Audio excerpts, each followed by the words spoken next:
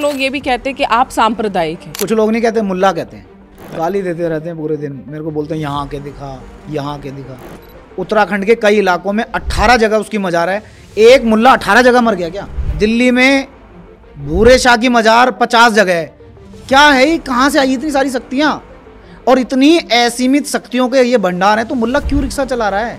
क्यों मुर्गी के बच्चे बेच रहा है? क्यों कबाड़ा बीन बीन के गुजारा कर रहा है? स्कूलों पे कोई कब्जा कर ले, अस्पतालों पर कोई कब्जा कर ले, ग्रीनलैंड पर कब्जा करके कोई कब्रिस्तान बना दे।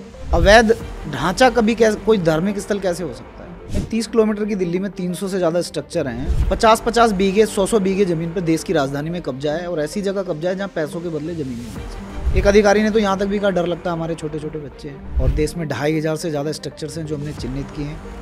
वो वन विभाग की ज़मीन है, बाढ़ एवं सिंचाई विभाग की ज़मीन है, PWD की ज़मीन है, सड़क है। हमारे पास उस टाइम से पेपर हैं जब उन ज़मीनों पे खेती होती है।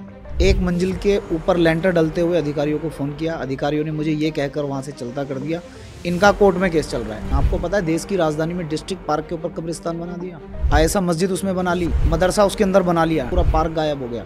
उसके बराबर में धोबी घाट गायब हो गया, NS की लैंड गायब हो गई, 100 मीटर की दूरी पे गार्डन गायब हो गया। 150 से ज़्यादा कमर्शियल दुकान बनाकर और वहाँ रात दिन व्यापार किया जा रहा है। 44 बीघा ज़मीन पर कब्जा करके जो ग्रीनलैंड थी, ईदगाह बना दिया और उसके अंदर पार्किंग चला रहे हैं। पत्रकार एक बहन थी, उसको पीट दिया सीमापुरी में।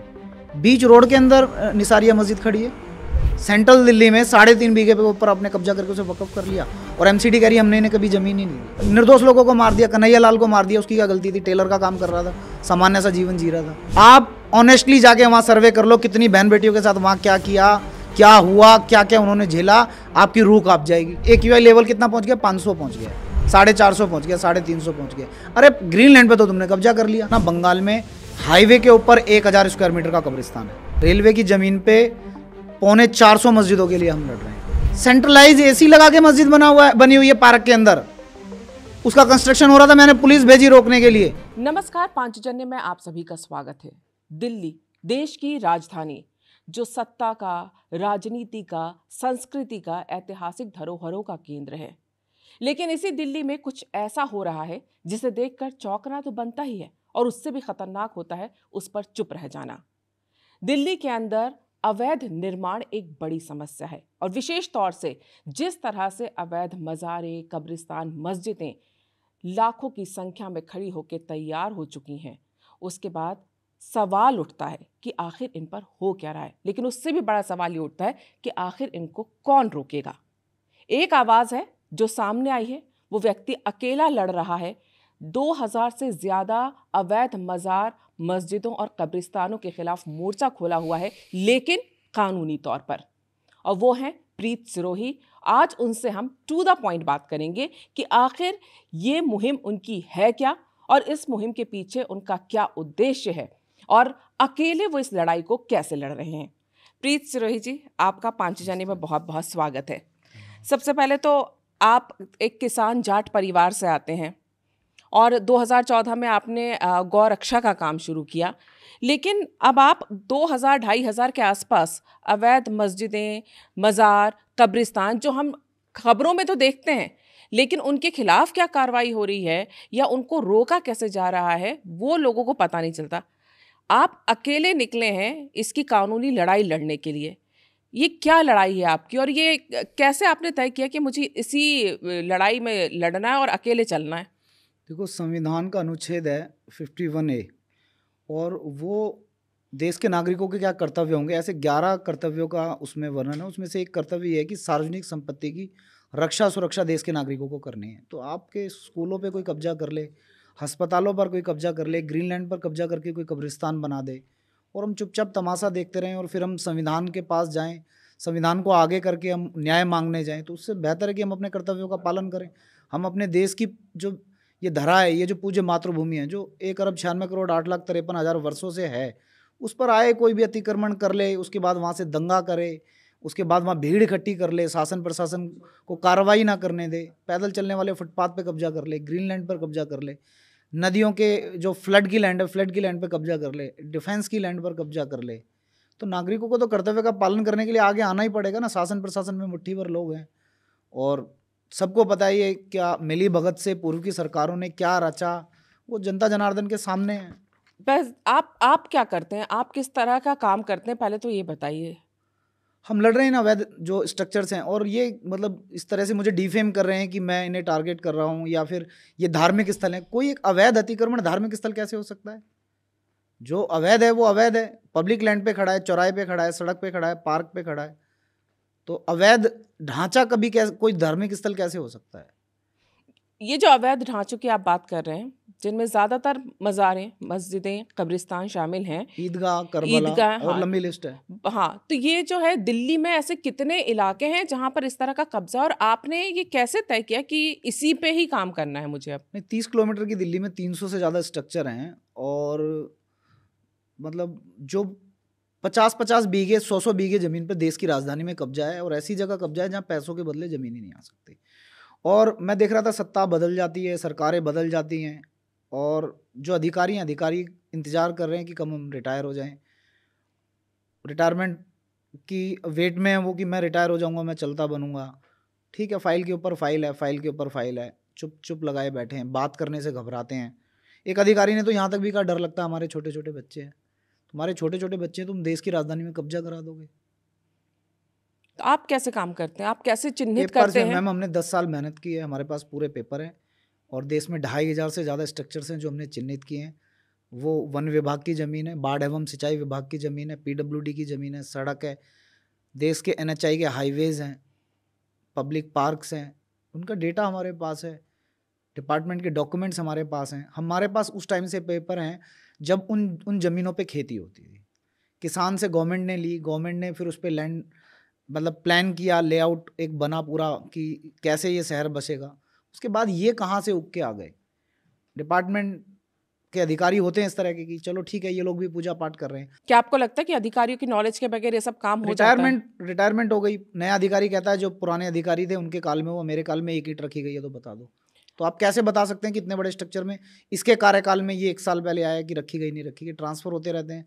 अधिकारियों को ये है कि मेरा ट्रांसफ़र आ जाएगा, मैं क्यों पचड़े में पढ़ूँ? लेकिन हमें तो पढ़ना पड़ेगा ना। आप कैसे, यानी अभी तक आपने कौन-कौन सी ऐसे अवैध निर्माण है जिनके खिलाफ आप कोर्ट में गए और कार्रवाई भी हुई? 49 सालों में एक मस्जिद मंगोलपुरी में बनी, अब नहीं है। 23 बार पुलिस बुक हुई। उसके बाद बवाना नहर, बवाना गांव के जाटों की ज़मीन पर बवाना JJ कॉलोनी बसी। झुग्गियों से उठाकर सरकार ने होमलेस लोगों को घर दिया, सुविधाजनक वहाँ पर पार्क दिए, शमशान घाट दिया, कब्रिस्तान दिया, मैटरनिटी सेंटर दिया, DTC का बस डिपो दिया, सब कब्जा करके 19 मस्जिदें बनी हुई हैं एक बवाना JJ कॉलोनी में। वहाँ पर एक पार्क है बिल्कुल नहर के ऊपर, उसमें एक फिरदौस जन्नतुल मस्जिद बनी हुई थी, पूरा पार्क कब्जा किया हुआ था, वो हरे रामा हरे कृष्णा हो गई। अधिकारियों से हमने पत्र व्यवहार किया, बातचीत की, और दिखाया ये तो पब्लिक लैंड है, पार्क है, ग्रीन पार्क है, यहाँ के लोगों का अधिकार है इस ज़मीन के ऊपर। कैसे एक मतलब मुट्ठी भर लोग उसके ऊपर कब्जा कर लेंगे, वहाँ शॉप्स बना लेंगे? वो गिर गई। ये किस तरह से कब्जा करते हैं? जब आप जाते होगे आपने देखा होगा मैडम ये कि कब्जा करते हैं, सीधी सच्ची बात यह है कि पुलिस वाले जो हैं, जो अधिकारी, वहाँ आंख बंद कर लेते हैं। मैंने रात को 1 मंजिल के ऊपर लेंटर डलते हुए अधिकारियों को फ़ोन किया, अधिकारियों ने मुझे ये कहकर वहाँ से चलता कर दिया, इनका कोर्ट में केस चल रहा है। अगले दिन मैं कोर्ट में पहुँच गया, वो पुलिस अधिकारी वहाँ था। मैंने उनसे पूछा कि आप, ये जज साहब का कोर्ट रूम है, आप बता दो इस जज साहब ने कब इसका ऑर्डर किया है कि आप पब्लिक लैंड के ऊपर कब्जा करके इसे बना लो। उसके पास कोई जवाब ही नहीं था, और जब सच्चाई सामने आई तो उसका कोई कोर्ट केस चल ही नहीं रहा था। बाद में वो गिरी, इन्होंने शोर मचाया खूब।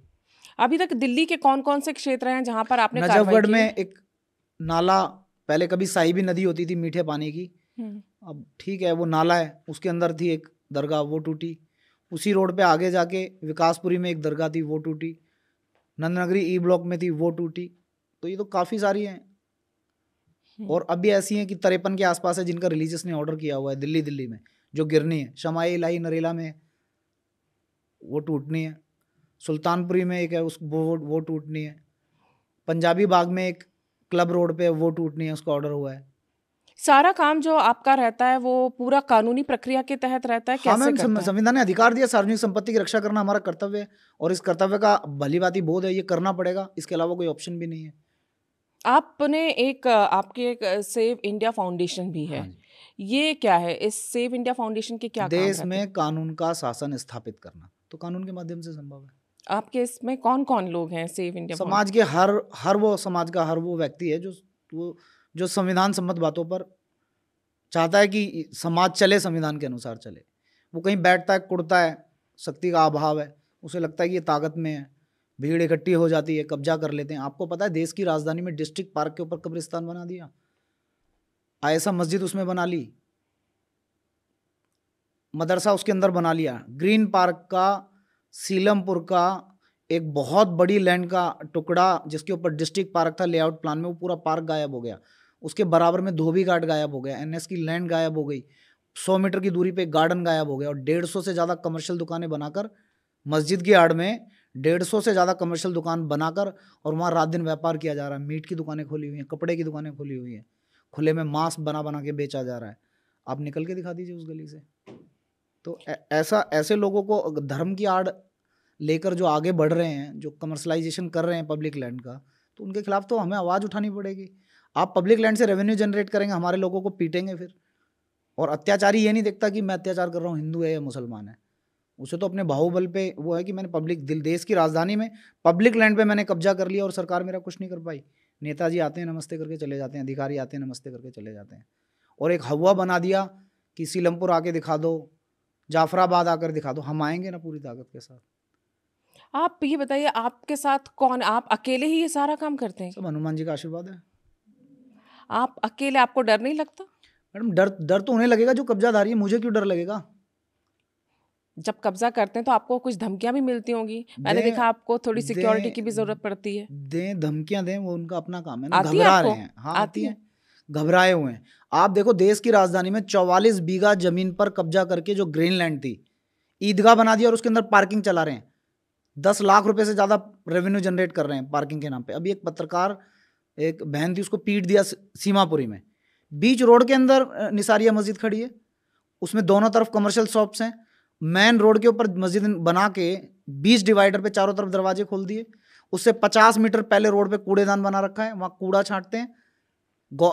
एनएच की एक मतलब चिल्ड्रन पार्क्स की लैंड पे बाउंड्री करके, आप अभी मैं यहाँ बैठा हूँ, सर्वे करा लो, एजेंसी जो वीडियो देख रही है वो सर्वे करा ले। कब्जा करके आप गूगल मैप पे चेक कर लो, पार्किंग बनी हुई है। ईदगाह बना दिया, ईदगाह बना लिया, ठीक है, तुमने बना लिया, अधिकारियों की मिली भगत से तुमने बना लिया, पार्किंग चला के रेवेन्यू जनरेट करोगे। वहाँ 50-60 आदमी रात दिन खाली बैठे रहेंगे, फ्री की जमीन से रेवेन्यू जनरेट हो रहा है, वो क्या करेंगे? हमारे लोगों को तो सताएंगे। लेकिन जब ये बना रहे होते हैं तब कोई आवाज क्यों नहीं उठती है, जब ये कब्जा हो रहा होता इसका जवाब तो स्टेट देगा ना मैम। वो सैलरी किस बात की ले रहे हैं? इस बात का जवाब तो वो देंगे। हम तो सताए हुए लोग हैं ना, हम कहाँ जाएंगे यहाँ से, झोला झपटा उठा के कहाँ भागेंगे? हम तो सताए हुए लोग हैं। और देश की राजधानी में ये स्थिति, पूरे देश में क्या स्थिति होगी? एक बात बताइए, अभी क्योंकि हाल ही में वक्फ कानून को लेके देश में काफ़ी बहस छिड़ी थी, जब आप इस तरह की कार्रवाई के लिए जाते हैं तो क्या आपको ऐसी ज़मीनें भी मिलती हैं? गुंडों का गैंग है। आपने रामलीला मैदान का नाम सुना होगा, पूरे देश ने रामलीला मैदान का नाम सुना बड़े है। बड़े आंदोलन हो गए वहाँ, बड़े बड़े आंदोलन हो गए, नेता अभिनेता वहाँ से चमक गए। LNDO ने जब 50 के दशक में, 60 के दशक में ये जमीन MCD को 1 रुपये के पट्टे पे दी, तो फैजले इलाही एक कब्रिस्तान था, छोटा सा, मुश्किल से 200-300 स्क्वायर मीटर का। 2013 में 3.5 बीघा हो गई, 3500 स्क्वायर मीटर हो गई वो, और वो वक़्फ़ हो गई अचानक से। जब MCD ने तुम्हें दी नहीं, तो कैसे वो ज़मीन तुम्हारे पास आ गई? सेंट्रल दिल्ली में 3.5 बीघे पे ऊपर आपने कब्जा करके उसे वक़्फ़ कर लिया, और MCD कह रही हमने इन्हें कभी ज़मीन ही नहीं दी। तो आप ये लूट मार करोगे, हम तमाशा देखेंगे, तो फिर तो कोई फ़ायदा नहीं है ना कि आपने संविधान ने अधिकार दिए और अधिकारी हैं, शासन है, प्रशासन है, DM है, SDM है, और तुम कब्जा करते चले जाओगे। तो डरेगा तो कब्जाधारी डरेगा, हम क्यों डरेंगे? आपने कब से ये काम शुरू किया है जो अवैध निर्माण के ऊपर? धीरे धीरे डॉक्यूमेंट्स कलेक्ट कर रहे थे, क्योंकि 1 में भी उतना ही आमना सामना करना है, 10 में भी करना है, 100 में भी करना है, तो जितना मैक्सिमम हम होमवर्क कर पाए तो उतना कर लिया। कितने साल पहले से, आपने कब से शुरू किया? 2014 के आसपास से हम पेपर इकट्ठा कर रहे हैं। जब तक समझ, मैं सारा अभी 36 साल का हूँ, तो एक लगता है कि हाँ, एक स्टेज तो आए जीवन में कि जब से लड़ना शुरू किया जाए। आपने अपने जीवन का क्या यही उद्देश्य बना रखा? क्योंकि जब आप बता रहे, मैडम खप गए, कितने लोग खप गए इस पूज्य मातृभूमि की रक्षा करने के लिए। मैं तो हूँ नहीं, मैं तो पैर की धूल भी नहीं हूँ। अभी जीवन लगा दिया लोगों ने, पूरा परिवार दाव पे लगा दिया। मैं तो कुछ भी नहीं हूँ। लड़ाई तो पूज्य मातृभूमि को बचाने की है, और किन से बचाना है? अतिक्रमणकारियों से बचाना है। वो गरीब मुसलमान भी उनके शिकार हैं, मैं अकेला शिकार नहीं हूँ। वो मेहनत मजदूरी करता है, मुर्गी के बच्चे बेचता है, कबाड़ी का काम करता है, झाड़ी मजदूरी करता है, सफ़ेदी करता है, रिक्शा चलाता है और उसके कष्ट कर्म की कमाई को छीनकर पब्लिक लैंड पर, गवर्नमेंट लैंड पर, वैल्यूएबल लैंड पे आप स्ट्रक्चर खड़ा कर देते हो और जब वो गिरता है तो उसकी मेहनत की गाढ़ी कष्ट कर्म की कमाई मिट्टी में मिल जाती है। वो भी तो उनका शिकार है। आपने अपना घर भी छोड़ दिया है, जैसा कि मुझे पता चला आप गाड़ी में ही रहते हैं मैडम ज़्यादातर। अब कोई, मैं तो, मेरे को तो कोई मारेगा तो मेरे साथ कोई क्यों मरना पसंद करेगा? आपको ये खतरा रहता है? नहीं, मुझे खतरा नहीं है, तो सच्चाई है। और लोगों, निर्दोष लोगों को मार दिया, कन्हैया लाल को मार दिया, उसकी क्या गलती थी? टेलर का काम कर रहा था, सामान्य सा जीवन जी रहा था। और कितने लोगों को मार दिया इन लोगों ने, गिनती नहीं है। तो सामान्य सा जीवन जी रहे थे, फिर भी मार दिया ना। तो मुझे छोड़ देंगे या मेरी कोई जिम्मेदारी लेने के लिए तैयार है क्या? आप बताओ, दिल्ली एलजी कह देंगे क्या कि कोई मुझे नहीं मारेगा? या और भी कोई ऐसा है शासन प्रशासन का अधिकारी ये कह देगा कि भाई नहीं नहीं, तुझे छोड़ देंगे, तुझे नहीं मारेंगे? नहीं, जब ये सारे मामले आप देखते होगे तो आप प्रशासन के पास भी तो जाते होगे ना कि ये गलत हो रहा है। प्रशासन को पता है आपका ट्रांसफर ईस्ट दिल्ली से वेस्ट दिल्ली में हो गया, पर दिल्ली तो 30 किलोमीटर की है। आपको पता है कि आपके सामने वहां क्या हुआ। सीलमपुर में 53 मस्जिद हैं, 40-40 बीघे के ईदगाह बने हुए हैं, पूरे डिस्ट्रिक्ट पार्क पर मस्जिद बनी हुई है, एक बड़ी लैंड, उसके ऊपर जबरन कब्रिस्तान बना दिया, खाली नहीं कर रहे हैं, ईदगाह बना दिया, करबला बना दिया, खाली नहीं कर रहे हैं। मैं डिपार्टमेंट से ये पूछ रहा हूँ, करनाल बाईपास है, पूरा देश वहां से पंजाब निकलता है, उसकी परिक्रमा करते हैं। एक डेड मोनूमेंट है गवर्नमेंट का, उसके कलर की एक मस्जिद बना ली, कब्रिस्तान बना लिया। गवर्नमेंट ने उस लैंड का बादली गांव के किसानों को मुआवजा दिया और एडीएम ने, एसडीएम ने ये बात मुझे लिखित में दी कि हमने ये जमीन डीडीए को दे दी।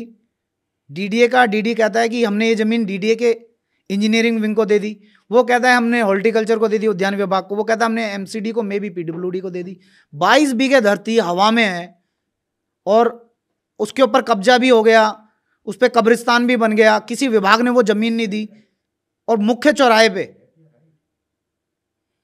बिल्कुल मुख्य चौराहे पे, पैसों के बदले वो जमीन ही नहीं मिल सकती और आप वहां शान से बैठे हैं और हम उसकी परिक्रमा करके वहां से निकल रहे हैं दिन में 10 बार। हम क्यों करेंगे?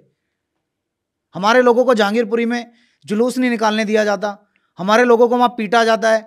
आप ऑनेस्टली जाके वहां सर्वे कर लो, कितनी बहन बेटियों के साथ वहां क्या किया, क्या हुआ, क्या क्या उन्होंने झेला, आपकी रूह कांप जाएगी। क्या स्थिति है। एक और चीज मैं आपसे पूछूंगी, जैसे उत्तराखंड में हमने देखा था कि कई जो मज़ारे, अभी जहांगीरपुरी पे बात करेंगे 2 मिनट। हाँ बताइए आप। सेंट्रलाइज एसी लगा के मस्जिद बनी हुई है पार्क के अंदर, उसका कंस्ट्रक्शन हो रहा था, मैंने पुलिस भेजी रोकने के लिए। इलीगल थी वो मस्जिद भी? 10 मस्जिद है वहां, मस्जिद, ईदगाह, मजार मिला के 10 जहांगीरपुरी में। प्लैंड वे में कॉलोनी बसी हुई है, बादली गांव की जमीन है, भलसवा गांव की जमीन है और किसानों से ये कहकर जमीन ली कि हम प्लान वे में दिल्ली को बसाएंगे। ये कैसा प्लान है? ये कैसा योजनाबद्ध तरीके से तुमने शहर बसा दिया? एक जहांगीरपुरी में, और मस्जिद ऐसी है, खा जाएं आप अगर उन्हें देखें, 50-50 दुकानें उनके नीचे बनी हुई हैं, उनके अंदर मदरसा बना के बच्चों को पढ़ाया जा रहा है और कोई लैंड क्लियरेंस सर्टिफिकेट एसडीएम का उनके पास नहीं है। एमसीडी के बिल्डिंग विभाग से कोई बिल्डिंग हेल्थ सर्टिफिकेट उनके पास नहीं है। जब मर्जी वो बिल्डिंग गिर जाएगी, वो मुसलमानों के निर्दोष बच्चे मारे जाएंगे। कोई एनसीपीसीआर वहां टक्कर मारने नहीं जाता। बच्चे तो बच्चे सबके एक जैसे हैं, किसी भी मत के, पंथ के, संप्रदाय, बच्चे तो बच्चे हैं। कोई वहां देखने नहीं जा रहा कि ये बच्चे कहां से हैं, कौन से स्टेट से लाए गए हैं, ये कितने दिन से इन्होंने यहां बंद किए हुए हैं गवर्नमेंट लैंड पे कब्जा करके। उन बच्चों को आगे करके आप नीचे कमर्शियल दुकानें चला रहे हो। तो आपने इसके लिए क्या कार्रवाई की? अभी डिपार्टमेंट ने लिखित में दिया कि ये कब्जा है। दूसरे डिपार्टमेंट ने, अभी जिसके पास सर्विसेज हैं, उसने एक्सेप्ट कर लिया कब्जा है। जो लैंड ओनिंग एजेंसी है उसका सर्वे हो गया है, वो 1-2 दिन में मुझे रिपोर्ट देंगे। और गवर्नमेंट जानती है कब्जा है। आप देखो ना, आपका ऑफिस सेंट्रलाइज एसी नहीं है, उनकी मस्जिद सेंट्रलाइज एसी है, नीचे कमर्शियल शॉप्स बनी हुई हैं, एक लगा बंधा किराया नीचे से आ रहा है। अगर गवर्नमेंट लैंड पे कब्जा ही करना है तो जिन किसानों की वो जमीन है वो कब्जा कर लेंगे। पहला अधिकार उनका है, उनके पुरखों की जमीन है, वो उनका लगाव है, उन्होंने बल्द जोड़ के हल चलाए हैं उसमें। ये कैसे कब्जा कर लेंगे? कहां से आए हैं, कौन लोग हैं? दिल्ली के अपने लोग तो नहीं है, किसी और स्टेट से आए हैं। ठीक है, आओ, स्वागत है, कब्जा ही कर लोगे ग्रीन लैंड पे और सरकारों की बदनामी होगी। क्या हुआ? एक एक्यूआई लेवल कितना पहुंच गया? 500 पहुंच गया, 450 पहुंच गया, 350 पहुंच गया। अरे ग्रीन लैंड पे तो तुमने कब्जा कर लिया। नाले के अंदर उससे 1-1.5 किलोमीटर की दूरी पे अभी मैंने गिरवाई है। मुकंदपुर करके एक जगह है, 1.5 साल हम उसके लिए लड़े। नाले के अंदर मजार और मस्जिद बनाई हुई थी। तो आप इसे आप देखो ना, समाज इसे देख रहा है, किस नजरिए से देख रहा है? डर भय, सरकार के भरोसे। सरकार का विषय नहीं है। मैं आपसे ये जो पूछ रही थी ना, उत्तराखंड का ये उदाहरण के तौर पे पूछ रही थी, जैसे वहाँ पे कई ऐसी मज़ारें निकाली गई हैं, वहाँ की सरकार ने, अंदर मज़ार में कुछ निकला ही नहीं। मैडम है ही नहीं। देखो एक कालू शहीद है हरिद्वार में, राजा जी टाइगर रिजर्व में, और उत्तराखंड के कई इलाकों में 18 जगह उसकी मजार है। एक मुल्ला 18 जगह मर गया क्या? वो इतना शक्तिशाली था कि 18 जगह मरने के बाद 18 जगह से लोगों के काम कर रहा है। इतना शक्तिशाली था क्या? जीते जी उसने क्या कर दिया ऐसा? हमें भी तो कोई इतिहास पढ़ाओ उसका, कि उस कालू शहीद ने ऐसा क्या कर दिया। दिल्ली में भूरे शाह की मजार 50 जगह है। क्या है, कहां से आई इतनी सारी शक्तियां? और इतनी असीमित शक्तियों के ये भंडार है, तो मुल्ला क्यों रिक्शा चला रहा है? क्यों मुर्गी के बच्चे बेच रहा है? क्यों कबाड़ा बीन बीन के गुजारा कर रहा है?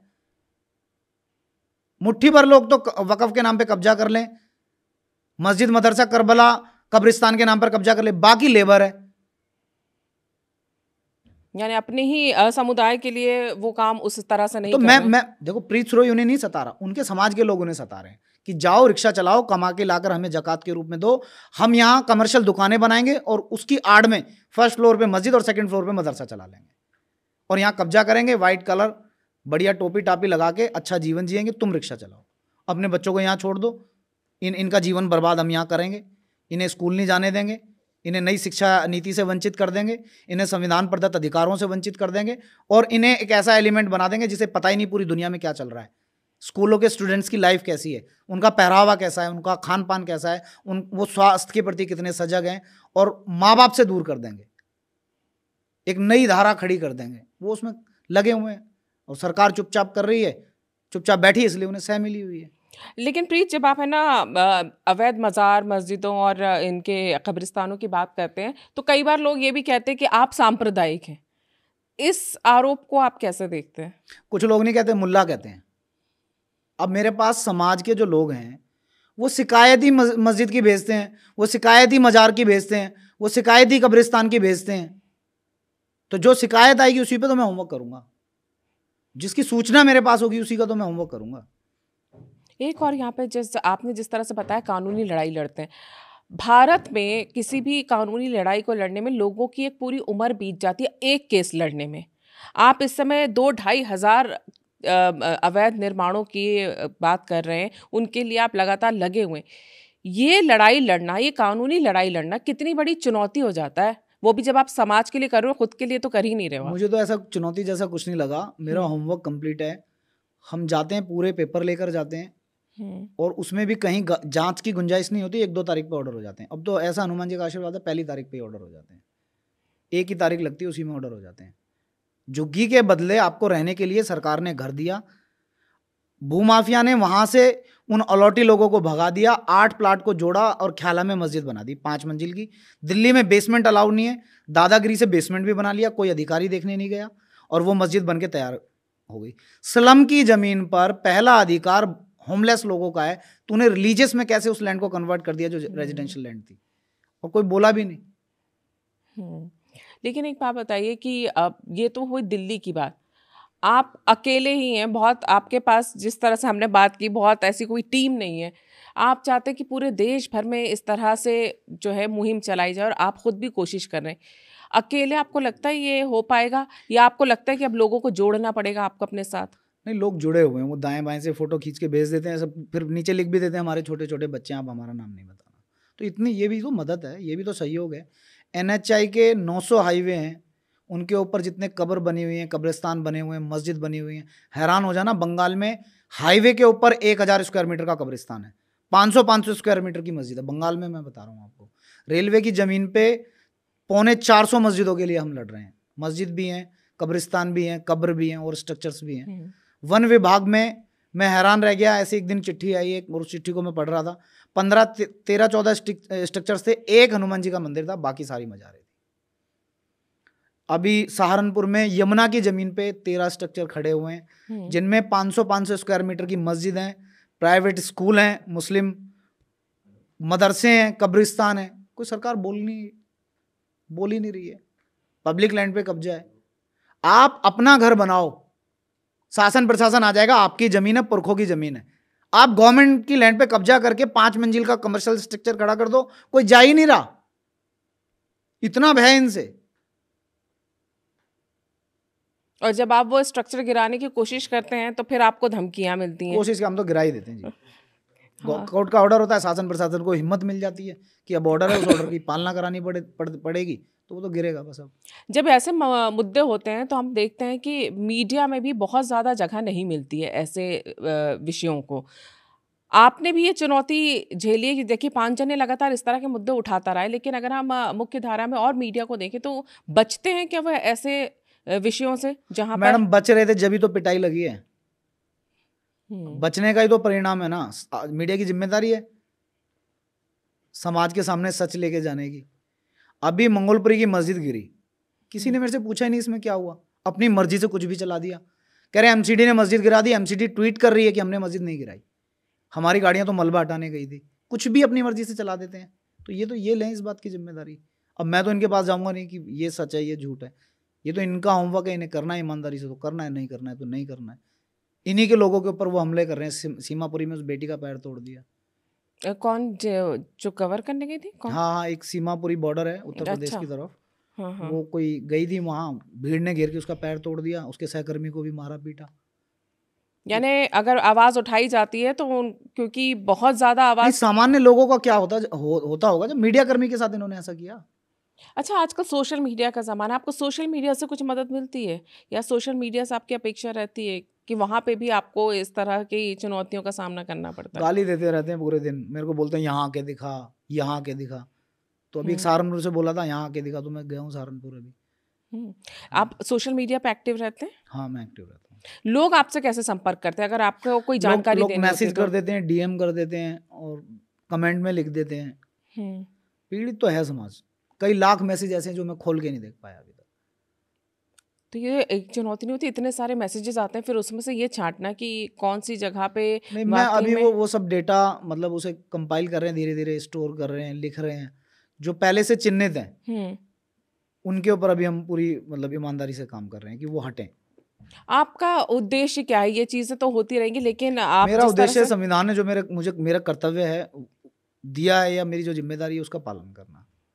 मुझे पूरा विश्वास है संविधान के ऊपर। मुझे बिल्कुल संविधान पे हम सभी का बहुत विश्वास है, लेकिन जब आप काम ये करते हैं तो आपको लगता है कि अभी जैसे आप अकेले, बहुत ज़्यादा आपकी बड़ी टीम भी नहीं है, जो लोग आपकी मदद करते हैं वो सामने नहीं आना चाहते हैं। क्या ऐसा पुख्ता कार्रवाई करनी चाहिए कि आने वाले समय में भी या आने वाली पीढ़ियों के लिए भी ये रहे कि हाँ, ये जो चीज़ें गलत होती हैं उसके खिलाफ खड़े होना है? कोई आपने डॉजियर कुछ तैयार कर रहे हैं या कोई डॉक्यूमेंट तैयार कर रहे हैं? एक ऐसी रिसर्च रिपोर्ट तैयार कर रहे हैं जो, और वो हम पूरे वर्ल्ड में जहाँ जहाँ हिंदू हैं हर जगह भेजना चाहते हैं। अभी लगे हुए हैं उसमें। एटलीस्ट पूरे वर्ल्ड को ये तो पता हो कि पूज्य मातृभूमि को धर्म के आधार पर 2 भागों में 3 भागों में बांट दिया। उसके बाद इतने सुनियोजित ढंग से हमारी पूज्य मातृभूमि पर कब्जा किया जा रहा है। हम रहे ना रहें, लेकिन वो डेटा समाज के बीच में रहे, वो जानकारी, वो सूचना समाज के बीच में रहे। फिर कोई छतरानी कोई क्षत्रिय पैदा करेगी, वो लड़ेगा इस रणभूमि के लिए। आपको लगता है अंतर्राष्ट्रीय मंचों तक आप इनको नहीं जाना चाहिए ना? हमारे देश पे कब्जा कर रहे हैं। ये रामकृष्ण की भूमि है, ये गोपाल की भूमि है। आप स्ट्रक्चर बनाओगे, रेवेन्यू जनरेट करोगे, उस रेवेन्यू का आप क्या करोगे? हमें ही तो मारोगे, हमारे लोगों को ही तो सताओगे। चाहे वो किसी भी जाति का है, किसी भी मजहब का है, किसी भी, वो भारतीय तो है ना। सताएंगे तो हमारे लोगों को। मुट्ठी भर लोग लीड कर रहे हैं। कौन लीड कर रहा है, कौन इन जमातों का करता धरता है, सबको पता है ये बात।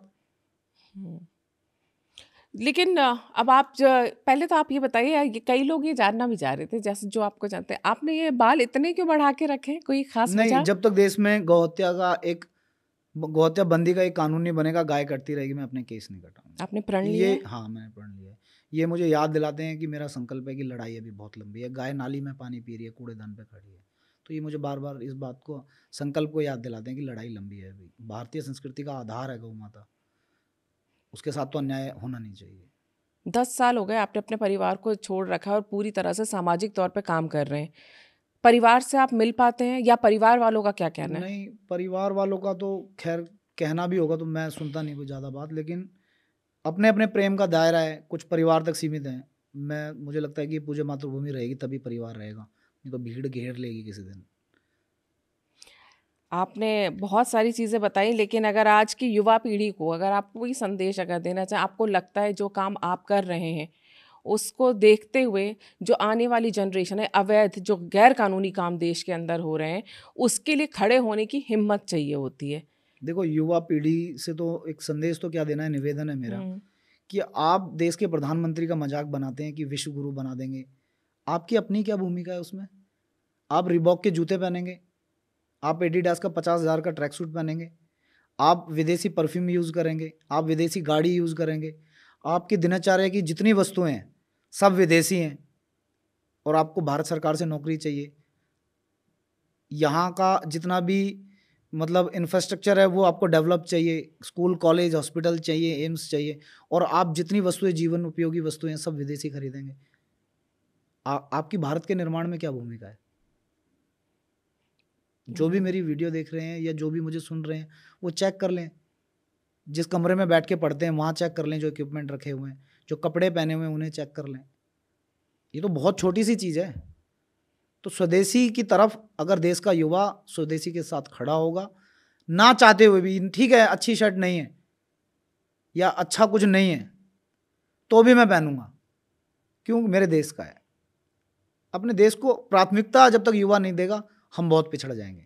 आपके पास आते हैं कोई युवा कि हम आपके साथ काम करना चाहते हैं, आपकी फोटो तरह खिंचाने आते हैं कि फोटो की, हमने आपको वहां देखा था, बस फोटो खिंचानी है, साथ में काम करना, आपके उद्देश्य के साथ चलना। एक बच्चा है, कैसे माँ भेज देगी? एक माथे में एक ही आंखें, कैसे कोई माँ भेज देगी? आपको ये लगता है ये काम खतरनाक है? नहीं, वो लोग गवर्नमेंट लैंड से जो रेवेन्यू जनरेट कर रहे हैं, सरकारी जमीन का जिन्होंने कमर्शलाइजेशन कर दिया है, उनके पास अकूट भंडार है धन के। कई मंत्री संतरी कहीं जाके बैठ जाते हैं, भीड़ की भीड़। मैं कोर्ट अकेला जाता हूँ, उधर से 18 आदमी आते हैं। आप अकेले जाते हो, आपको डर नहीं लगता कि अगर इस तरह से इतने आपने दुश्मन बना लिए हैं? डर मुझे इसलिए भी नहीं लगता कि सत्य कभी नहीं हारा। ये लड़ाई मेरी पर्सनल लड़ाई नहीं है। मैं नहीं रहूं तब भी संविधान देश में रहेगा, मैं नहीं रहूं तो भी सत्य की लड़ाई रहेगी, सही गलत की लड़ाई रहेगी, और जो अवैध है वो अवैध ही रहेगा ना, मैं रहूं या ना रहूं। आपको लगता है कि प्रशासन ईमानदारी से काम करे तो इस तरह के अवैध निर्माण कभी हो ही ना? हाँ, जो नए युवाओं की भर्ती हो रही है वो इस बात को लेकर थोड़े से गंभीर हैं। पुराने अधिकारी टाइम काट रहे हैं, उन्हें लगता है कि किसी उलझन में मैं ना फंसूं, मेरे रिटायरमेंट का 1 साल रह रहा है, 2 साल रह रहा है, तो मत ले 2 साल की सैलरी, VRS ले, छोड़ के चला जा। आने वाली पीढ़ी ठीक है, मतलब जो आप बता हाँ, रहे वो युवा जो गंभीर है, आए, वो सही गलत को समझती है, वो आपका आंखें अनुभव बंद है नहीं ऐसा? करती। हाँ, पुलिस में नए अधिकारी जितने हैं सब बहुत जोशीले हैं, देशभक्त हैं, चीज़ों को समझते हैं, सही गलत को समझते हैं। MCD में नए अधिकारी हैं, वो इस बात मतलब कोई पॉजिटिव अगर एक्शन वो नहीं ले पा रहे हैं तो फाइल भी नहीं दबा रहे हैं। वो अधिकारी के सामने जाके सवाल उठाते हैं कि ये आया है, ये शिकायत करता है और ये प्रूफ दे रहा है ये अवैध है, तो हम क्या करें? कई ऐसे स्ट्रक्चर है ना जिनकी फाइलें उन्हीं अधिकारियों ने दबाई होंगी, तो फिर वो कैसे निकालते हैं आप? मोस्टली दाएं बाएं ट्रांसफर होता रहता है, लेकिन डॉक्यूमेंट्स तो हमारे पास सबके हैं, क्योंकि वो इकट्ठा करना भी एक बड़ी चुनौती है ना। हाँ, मैंने इस दिल्ली में बताया था जाके कि यहाँ पर आप AE थे जब, और जब ये कब्जा हुआ, और ये देखो स्टेटस रिपोर्ट है उस टाइम की, इस पे आपके सिग्नेचर भी हैं, तो आप भैया आप यहाँ DD बन गए हैं अब आप। हाँ, मैं था जब मैं SO था यहाँ पर, और मैं DD हो गया हूँ, लेकिन आप 2 महीने रुक जाओ। मैंने कहा 2 महीने क्यों रुक जाएं, कि 2 महीने बाद मैं रिटायर हो जाऊँगा। हो गए वो 2 महीने बाद रिटायर। लेकिन वो रिटायर हो गए, हम ये उम्मीद करते हैं कि आप कभी रिटायर ना हो। आपने जो अपने जीवन का उद्देश्य बनाया हुआ है, संविधान के लिए काम करने का, देश के लिए काम करने का, अवैध निर्माण रोकने का, और जितने भी अवैध निर्माण हैं चाहे वो किसी भी तरह के हों, वो रोकना इसलिए भी ज़रूरी है क्योंकि हमारा भारत का संविधान इसकी इजाज़त नहीं देता है। और आप चले हैं, अकेले चले हैं। हम तो यही कहेंगे कि आपने जो चुप्पी तोड़ी है और जो साहस दिखाया है, उस साहस के साथ चलते रहें, और देश के बाकी युवा भी इस काम को आगे बढ़ाएं, सही और गलत को समझें। बात सिर्फ सांप्रदायिकता की नहीं होती, बात यहाँ पर सही और गलत की है। अगर कोई निर्माण गलत हो रहा है, उसके पीछे का मकसद क्या है, क्यों हो रहा है इसको भी समझना होगा, और उसे रोकने के लिए किसी न किसी प्रीत सिरोही को तो आगे आना ही पड़ेगा। आप इसी तरह अपना काम करते रहें, हम आपको शुभकामनाएं देते हैं। खतरों से लड़ रहे हैं आप, लेकिन हमारा विश्वास है कि अगर सच्चे मन से और अच्छे इंटेंशन के साथ कोई काम किया जाए तो वो सफल ही होता है। आप हमारे साथ आए, आपने बातचीत की प्रीत जी, इसके लिए आपका बहुत बहुत धन्यवाद। अगर आपको वीडियो पसंद आया है तो इसे लाइक करें, शेयर करें और हमारे इस चैनल को सब्सक्राइब ज़रूर करें। नमस्कार।